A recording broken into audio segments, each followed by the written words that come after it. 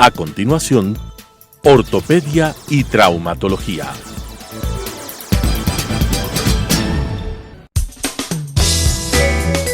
Clasificación A.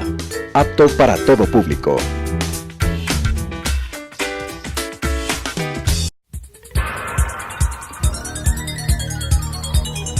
Las opiniones vertidas en este espacio por la producción y dirección del programa son de exclusiva responsabilidad de sus autores y de quienes intervienen en ellos.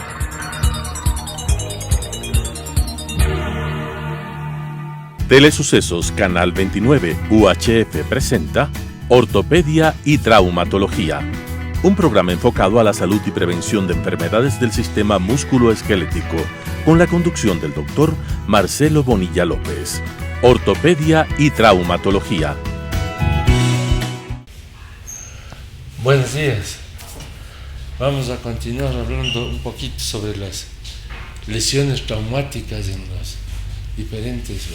Ahorita vamos a hablar del codo. Para entender el codo también tenemos que tener en cuenta la historia clínica. La historia clínica y tener en cuenta la posición del codo y el eje del codo.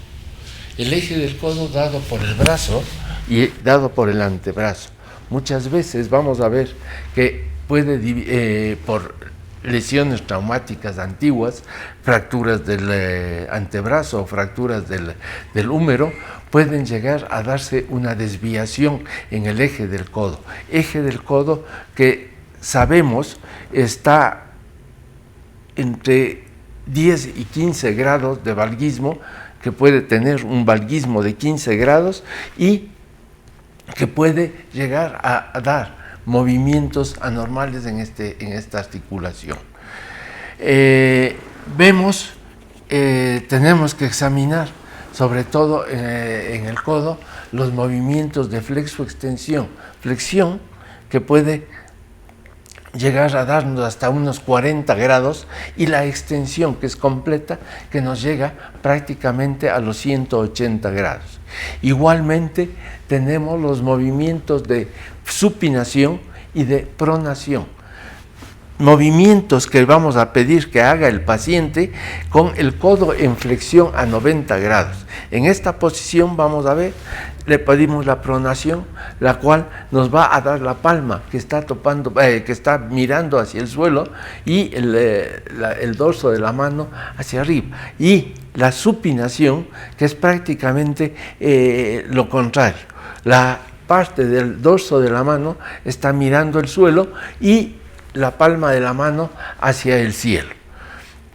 Vemos ahí, ¿no? Entonces tenemos que los movimientos de pronosupinación en el codo nos llegan prácticamente a unos 180 grados.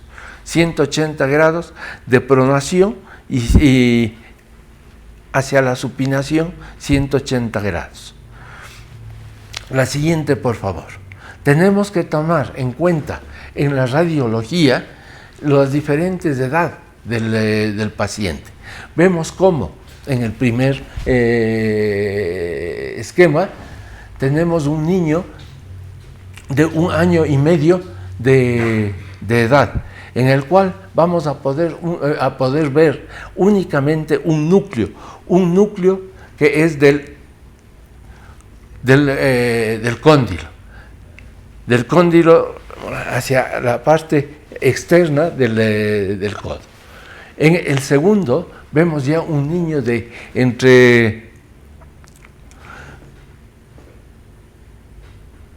en los cuales han aparecido todos los núcleos de crecimiento, ¿no? Entre los 8 años y vamos a ver cómo ya tenemos todos los núcleos, los del cóndilo, los del epicóndilo, la cabeza del radio, la inserción del bíceps en el radio, y también tenemos en el húmero los dos, el epicóndilo y el cóndilo femoral. Y en el tercer esquema, vemos prácticamente la radiografía de un adulto. Vemos cómo los núcleos de crecimiento en un niño va a llegar a cerrarse entre los 14 y 16 años de edad, vamos a encontrar prácticamente cubierto ahí. De ahí que para poder poder tratar un paciente radiográficamente, tenemos que saber cuáles son las edades en las que van a aparecer los núcleos de crecimiento y cuándo van a llegar a desaparecer. La siguiente, por favor. Así vemos, ¿no?, los problemas traumáticos. Vemos primeramente en el primer esquema un codo de niñera. Un codo de niñera que no es otra cosa más. Se ha visto prácticamente los primeros casos de codo de niñera a nivel de los 6 meses de edad.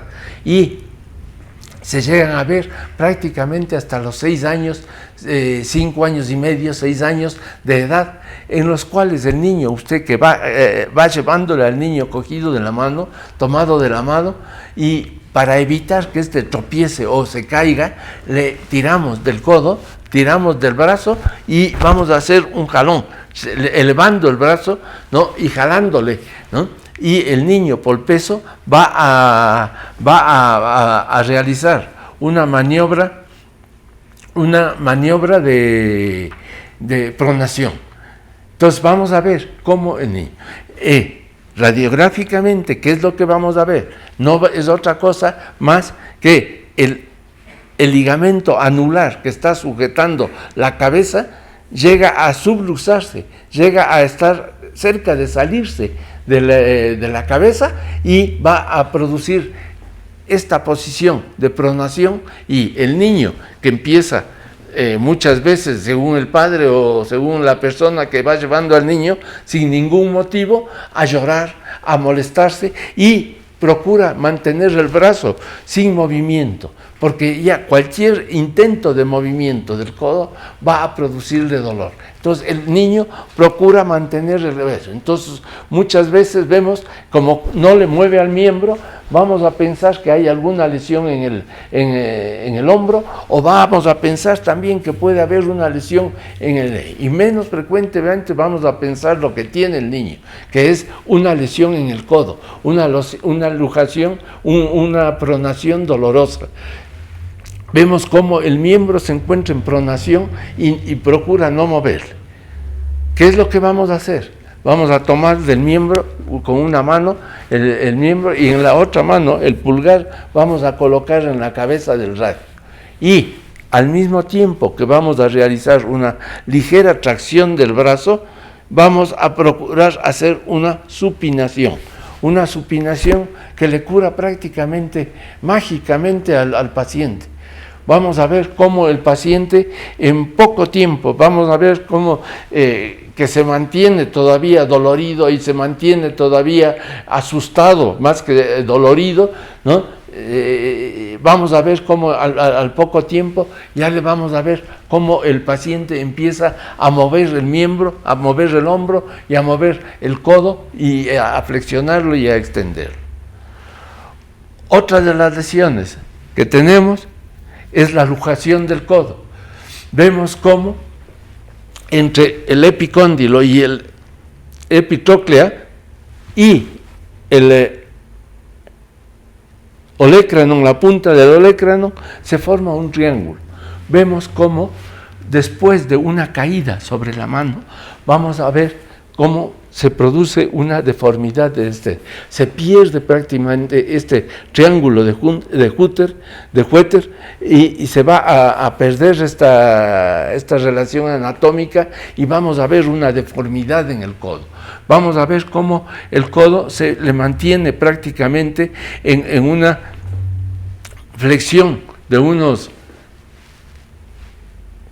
intermedia, antes de llegar entre los 90 y 45 grados, vamos a ver cómo el paciente procura no moverle igualmente el miembro y procura mantenerle pegado al cuerpo con el objeto de evitarse el dolor. Vemos cómo después de esa caída vamos a ver que se produce una luxación del olecrano. Sale el cúbito, deja de estar en contacto con el húmero y se va a producir una luxación posterior, ya que el olecrano se va a colocar hacia arriba y la acción muscular del tríceps va a subirle un poquito al cúbito y vamos a tener esa luxación o una posteroexterna, que va a ir el olecrano hacia posterior y hacia externo. Para que se produzca esta, va a necesitar de un traumatismo muy violento, muy fuerte, que va a producir una ruptura de los ligamentos en la parte externa, en la parte posterior del codo, con el objeto de que pueda salir esta articulación, este hueso. Y va a ascenderse por la acción muscular prácticamente que se produce en esta. Para la reducción vamos a realizar igualmente una tracción y vamos a empujar con los pulgares, el olecrano hacia su sitio y vamos a empujar con el otro lado, con la otra mano, el húmero hacia la parte posterior. Muchas veces vemos que se produce un chasquido, un roce entre los dos elementos óseos que están lujados y entra fácilmente y se mantiene estable, pero siempre vamos a necesitar inmovilizar. Vamos a necesitar inmovilizar durante 3 semanas, 4 semanas, con el objeto de que se cierre la cápsula articular rota, los ligamentos rotos que tenemos que esperar a que se unan del todo, con el objeto de poder realizar nuevamente movimientos. Debemos pensar también que el hematoma que se produce ahí muchas veces nos puede llegar a producir osificaciones heterotópicas alrededor de la articulación del codo. Y tenemos que tener en cuenta siempre estas osificaciones con el objeto de ver la disfunción o la falta de la función completa del hombro, del codo, y tenemos que pensar muchas veces que tenemos que retirar estas osificaciones con el objeto de que pueda funcionar bien esta articulación. A más de las lesiones de luxación del codo, tenemos también que puede producirse una lesión combinada, una luxofractura, una combinación de una luxación del hombro, como la que acabamos de explicar, y que se acompaña, además de una fractura, muchas veces de la cabeza del radio, de la cúpula del radio, y vamos a ver cómo en estas lesiones nos vemos obligados a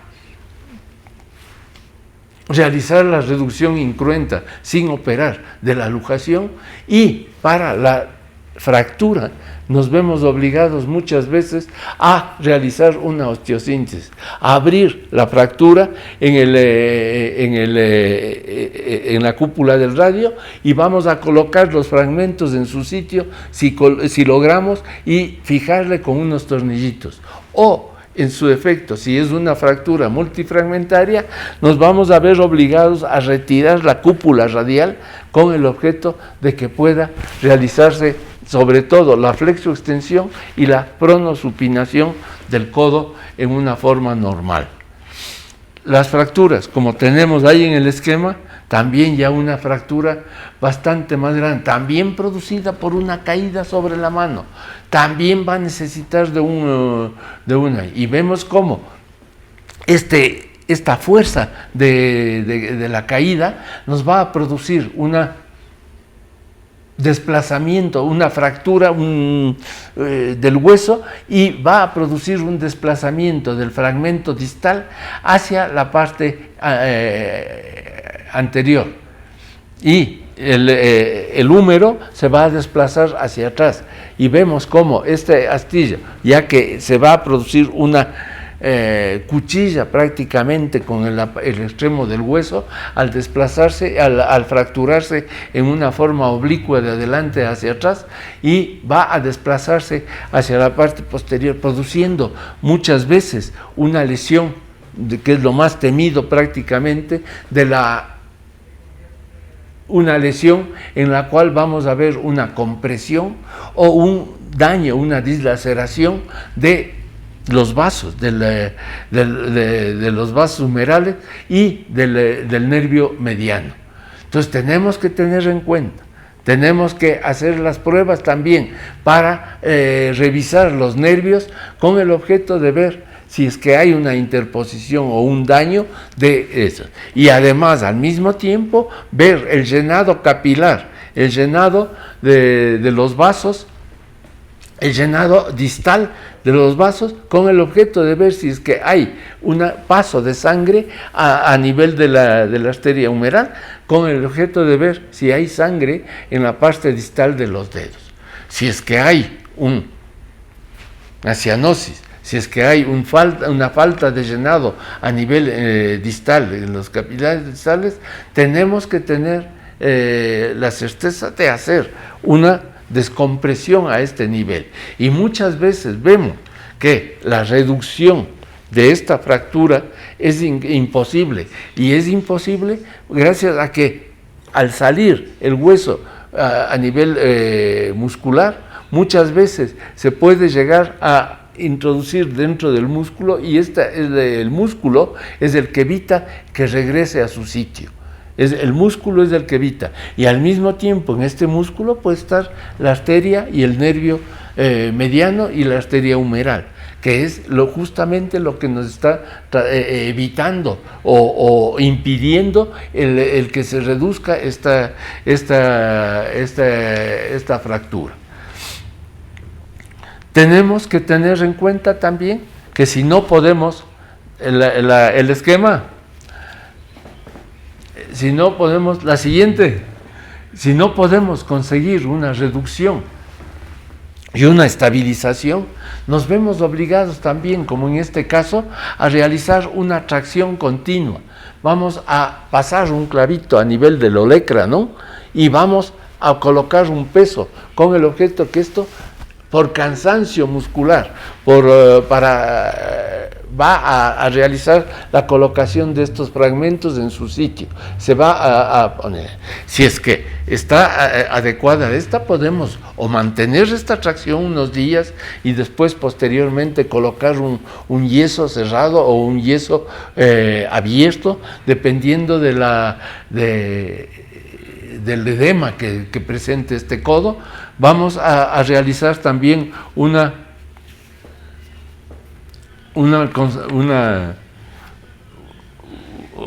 osteosíntesis, si es necesario, abriendo con el objeto de colocar los fragmentos en su sitio y mantenerle, bien sea con una placa o bien sea con unos tornillitos, unos clavitos delgados, ya que tenemos que atravesar núcleos de crecimiento muchas veces, pero si se trata de un adulto, podemos ya realizar una osteosíntesis ya colocando una placa y también tenemos las otras fracturas, ¿no?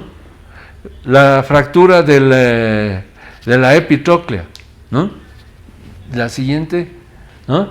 Vamos a ver cómo se desprende, y muchas veces, más que por mismo traumatismo, es por una tracción muscular brusca que se puede llegar a producir un arrancamiento de este fragmento óseo. Y vemos cómo en muchas ocasiones, tanto de la epitróclea, tanto vamos a realizar, bien sea una reducción incruenta de la fractura supracondilia, vamos a realizar una reducción incruenta de la epitróclea, y vamos a colocar, bien sea un yesito para inmovilizar, pero en muchas ocasiones, la siguiente, nos vemos obligados a realizar la siguiente. Nos vemos obligados a colocar una clavija en el cóndilo externo o en el cóndilo interno, con el objeto de mantener esta fractura producida por arrancamiento. Vamos a inmovilizarle con este clavito y un yeso. Muchas veces también podemos realizar una sutura de la epitróclea con puntitos sueltos de alambre o con puntos sueltos de algún material reabsorbible, con el objeto de mantener en su sitio las fracturas. No vamos a realizar en este caso la movilización pasiva del codo, porque sabemos que estas se pueden llegar a movilizar los fragmentos. La siguiente, por favor. Tenemos también las fracturas supra e intercondilias del húmero. Vemos que tal vez sean las fracturas más graves que podemos tener ahí. Las fracturas del olecrano, las fracturas de la apófisis coronoides, en la cual se va a introducir el húmero y va a producir la fractura de la apófisis, y también tenemos una cúpula del radio completamente desplazada. En estas fracturas muchas veces nos vemos obligados, en la mayoría de los casos, nos vemos obligados a realizar una osteosíntesis. A ver obligados, como en este caso, ¿no? Una fractura del radio multifragmentaria, en la cual la cabeza, la parte articular de la cabeza se encuentra fracturada, y vemos que si no podemos colocar en su sitio estos fragmentos en la parte articular, nos vemos obligados incluso a resecarle, a sacar el fragmento proximal de la S. Vemos en la siguiente una fractura del olecrano, en la cual nos vamos, la siguiente, nos vamos a ver obligados a colocar un alambre de Kirchner, un alambre gruesito, e incluso una asa un alambre de Kirchner con una asa de alambre, haciéndole un 8, con el objeto de que funcione al momento de realizar la flexoextensión. Vemos cómo realizamos una resección de la cúpula del radio. Hemos realizado una resección, ¿no?, de la cúpula, con el objeto de poder obtener prácticamente una adecuada flexión y extensión del codo, y al mismo tiempo una pronosupinación del codo. Con esto acabaríamos las lesiones del codo, ¿no? Y para la próxima vez vamos a ver un poquito las fracturas que se producen a nivel del antebrazo. Mil gracias.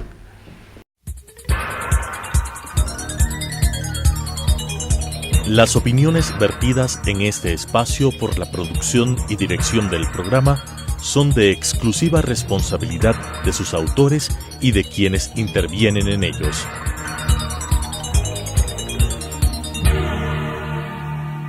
Telesucesos Canal 29 UHF presentó Ortopedia y Traumatología, un programa enfocado a la salud y prevención de enfermedades del sistema músculo-esquelético, con la conducción del doctor Marcelo Bonilla López. Ortopedia y Traumatología.